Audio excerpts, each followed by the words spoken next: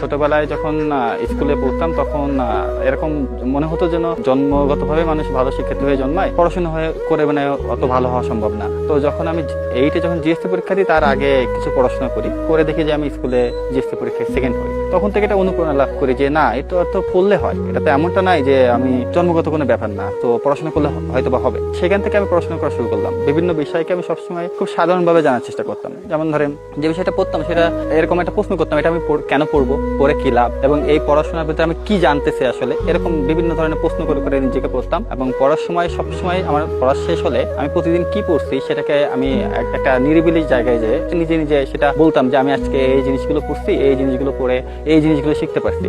বা একটা সপ্তাহ বা উইকেন্ডেও যায় এরকম করতাম, এই জিনিসগুলো শিখতে পারছি। ধরেন আমি কোথাও যাচ্ছি, তখন আমি ফোনে অডিও বুকে বিভিন্ন উপন্যাস শুনতাম। কোথাও বসে আসছি, মোবাইলে একটা ভিডিও দেখতেছি, সেটা হচ্ছে বিভিন্ন সিরিজ দেখার চেষ্টা করতাম যার মাধ্যমে ইতিহাস জানা যায়। তারপরে ধরেন বিভিন্ন মুভি দেখার চেষ্টা করতাম যেগুলোর মাধ্যমে আসলে বিভিন্ন উপন্যাস বা বিভিন্ন লেখকের লেখকের বিভিন্ন সাহিত্যিক কর্মকাণ্ড সম্পর্কে ধারণা লাভ করা যায়। বিভিন্ন বিখ্যাত মানুষের জীবনীগুলো, তারা কিভাবে স্ট্রাগল করছে সেইগুলো দেখতাম সাধারণত মোবাইলে, এবং সেগুলো থেকে উৎসাহ নিতাম। যারা বিসিএস এ আসবেন তাদের জন্য, একদম নবাগতদের জন্য কিছু বিষয় বলতে চাই। এটা হচ্ছে আপনারা অবশ্যই এ ধরনের মানসিকতা নিয়ে আসবেন যে এখানে আপনি ভিডি হবে না, আসলেন দেখলেন জয় করলেন, এরকমটা খুব কম হয় বিসিএস এর ক্ষেত্রে।